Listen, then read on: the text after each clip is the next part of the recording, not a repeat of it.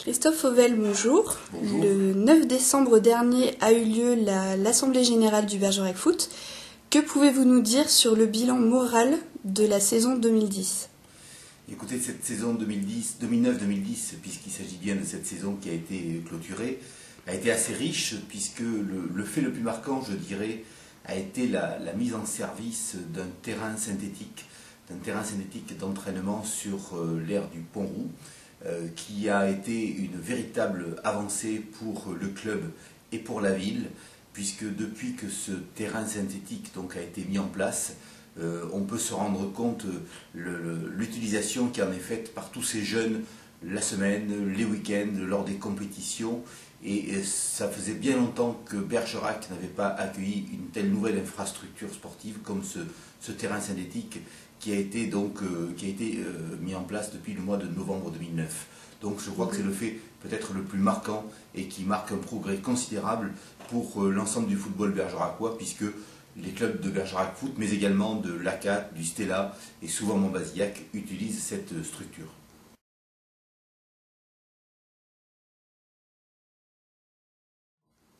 Toujours dans le secteur des jeunes, il y a eu l'arrivée de Vincent Maté, qui est un jeune éducateur diplômé du certificat de formateur, qui est donc venu renforcer le pôle formation, le pôle jeune éducatif du Bergerac Foot, avec toute sa compétence. C'est, je crois, qui est aussi un fait marquant qui a été souligné lors de cette Assemblée Générale. Au mois de juin dernier, pour pallier à une nouvelle organisation que je souhaitais mettre en place au sein du club, 2 nouveaux membres nous ont également rejoints au niveau du bureau du directeur du Bergerac Foot. Il s'agit de Guy Ravasio qui est venu pour me donner un coup de main et développer les relations partenaires et les relations avec les sponsors. Et une deuxième personne qui est Olivier Deliancourt qui est venu occuper le poste de directeur sportif pour me suppléer donc auprès de l'entraîneur et auprès des joueurs. Et je voulais à cette occasion donc saluer l'arrivée de ces 2 nouveaux membres qui m'ont beaucoup soulagé depuis ce mois de juin dernier.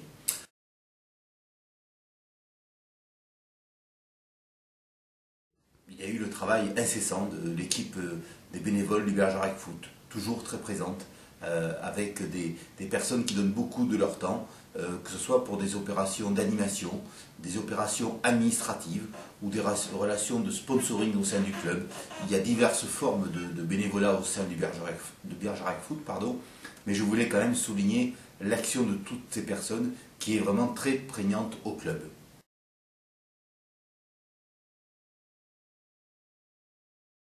Dans les choses un peu plus pénibles à évoquer, il y a le départ du club de Prégorieux, du groupement Vallée Pourpre du Bergeracois, qui s'est fait donc à l'issue de cette saison 2009-2010.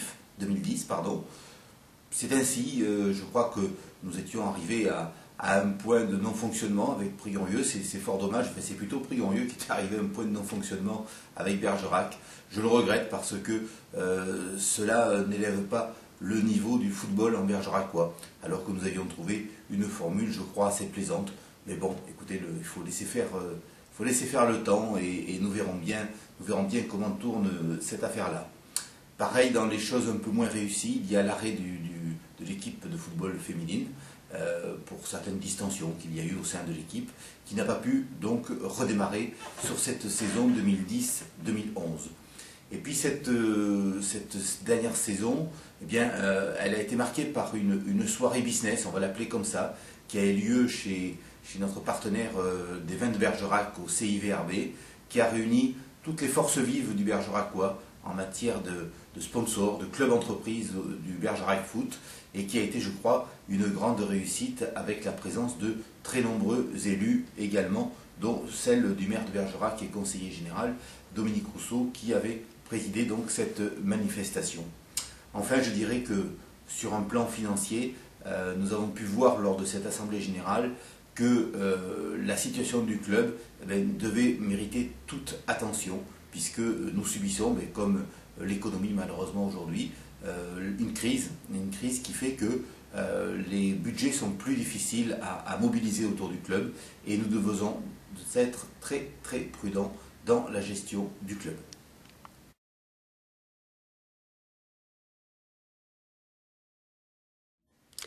quelle conclusion pouvez-vous donner au groupe senior pour la saison 2009-2010 ?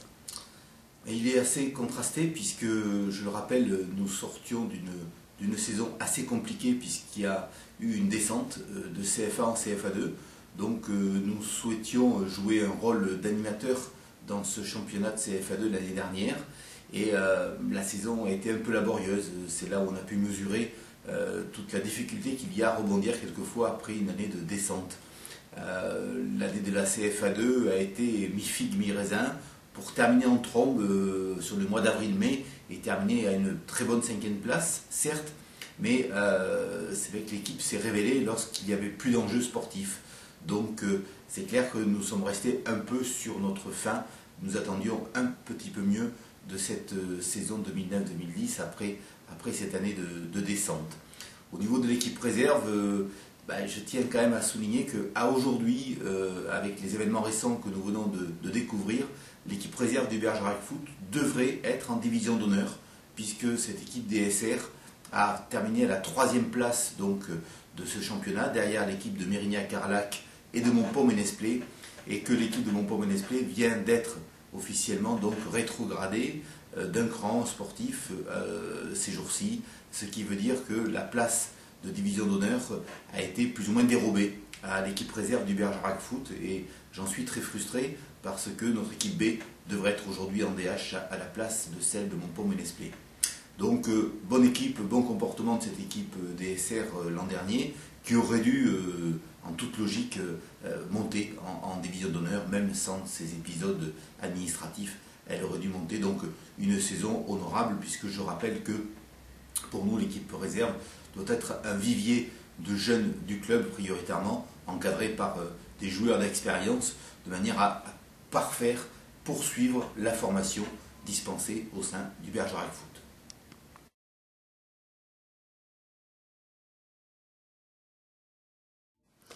Et maintenant, enfin, à la fin de cette année 2010, quel bilan peut-on faire de la première partie de saison 2010-2011 côté senior ? C'est un bilan bien sûr intermédiaire puisque nous sommes bientôt au 31 décembre. Nous sommes d'abord très déçus de ne pas avoir pu jouer ce dernier match de la saison en CFA2 ce soir contre l'équipe de Libourne pour des raisons soi-disant météorologiques dont nous avons peine à croire la véracité, mais bon, c'est ainsi. Un début un peu diesel de notre équipe CFA2, parce qu'il y a eu pas mal de changements quand même à l'intersaison, changement d'entraîneur, pas mal de nouveaux joueurs qui nous ont rejoints. Donc le temps que l'amalgame se fasse, l'équipe a eu du mal à gagner des matchs, pour autant elle ne perdait pas. Et nous le disions très très souvent, même si on avait quelquefois du mal à être cru, que ce début de saison était plutôt honorable avec les conditions que je viens d'évoquer. Et nous sommes depuis 2 mois et demi sur une belle dynamique, avec une série de matchs avec des victoires, que ce soit en championnat, que ce soit en coupe. Mais au-delà des victoires et du bilan comptable de ces dernières semaines, il y a une vraie dynamique qui s'est instaurée donc, au sein de ce groupe, qui vit très bien ensemble et qui a envie de vivre des belles choses sur cette saison 2010-2011. Donc je crois que l'objectif qui était affiché au sein du club de jouer cette année le haut de tableau par rapport à la saison écoulée, à ce jour est en passe d'être atteint. La saison est loin d'être terminée puisque nous avons à peine, même pas encore, bouclé la série des matchs allés. Nous les aurons terminés fin janvier et là nous allons redémarrer de nouveau un demi-championnat. Donc cette saison est loin d'être terminée, mais à cet instant de la saison, on peut dire que le rôle d'animateur de haut de tableau, le Bergerac est en train de réaliser ce rôle avec son équipe CFA2. L'équipe B a eu quelques accidents de parcours qu'on peut en avoir en football sur ce début de saison et occupe une bonne place dans le haut du tableau de la DSR avec un match en retard. Donc je crois que déjà le match de Pau qui se déroulera demain dimanche sera très largement révélateur du début de saison de cette équipe DSR, mais qui je pense a un réel potentiel pour encore une fois pouvoir jouer la montée en division d'honneur cette année. Voilà donc plutôt satisfait avant de boucler cette année 2010 du comportement de notre groupe senior et surtout je veux le répéter, de son état d'esprit.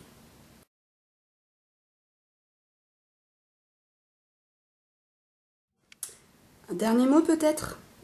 Bien oui, en cette traditionnelle période de fin d'année, je voulais souhaiter de joyeuses fêtes de Noël et de bonnes fêtes de fin d'année à tous les joueurs du Bergerac Foot, les seniors, les jeunes, tous les dirigeants, tous les bénévoles, mais également les éducateurs et tous ceux qui soutiennent le club, que ce soit des institutionnels ou des politiques ou des simples supporters.